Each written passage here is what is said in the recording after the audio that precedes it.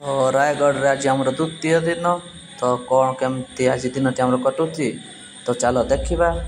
सकाल प्रथम पूरी छाणिकी आम खाईदेलु तापर बाहरी अमृत तुल्य चाह पीवाई। तो चाह टी जमी सतरे सेमती अमृत तुल्य लगुच तो चाह पी कर बहुत आनंद लगिला। सकाळू तापर बाहरी पड़िलु पंचधारी देखापी कारण सेठी 5टी नदी पानी आसी से गोटे जगार आसुअछि। तो जंगल बाट दे पलई गलु तो जाऊ जाऊ फाइनाली आज पहुँची गलु 5टी नदी पानी एठी आसुछि। तो या देखि सारी चलो बाहरी जीवा घर को घरे खाई पी पुणी बाहरी पड़िलु रायगढ़ रे बाबा सत्यनारायण को देखिबा पाई। तो पहुँची गलु बाबा सत्यनारायण पाखरे। यही बाबा 12 वर्ष आसी एठी बसिछंती। बाबा को बयस हलाणी 40 28 वर्ष हलाणी से एठी सेमिति बसिछंती। बाबा को देखि सारी बाहरी गलु आमे मार्ट को बुलिया पाई ग्रैंड मॉल को पसी गलु। तो बुलिलु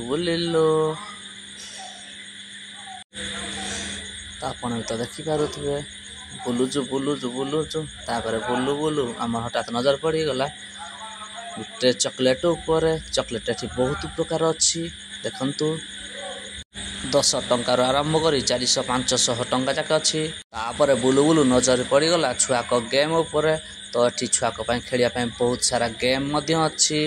न कले पुणी घर को आसिलु बारी तो चूड़ारे तैयारी होइथिला बोरा तो ताऊ खाइबू केमिति तैयारी जानिबा को हेले मो यूट्यूब चैनल को जानतु। तो संध्यारे बुली बाहरी पड़लु टे मार्केट को डायरेक्ट टे गलु आग पनीपरिबा किणीबा पाई। तो एठिकी मो अप्पा आसीथिला एइछि मो अप्पा आउ ता संगरे ता संग 2 जण। तो कादु एठी प्रबल होइथिला। हाँ एठी ए सबु 10 टंका नेखा गोटे जिनस नब 10 टंका जहाँ भी नब। तो एठू देखी आम पलि आसिलु कौन टे खाइबा पाई। आसु आसु नजर पड़गला पोटाटो टोस्ट ऊपर टिके आँखि बुले देखिलु सब कौन कौन होइछि। तो आम डेरी न करी ऑर्डर करिथिलु रिंग ओलियन आउ फ्रेंच फ्राइज को। तो रिंग ओलियन को पकई देले रेडी हो गला। आउ भाई डेरी न करी आमको आम जिनस बढ़ाई देले खाइबा पाई बहुत टेस्टी थिला। ये हूँ 50 टंका।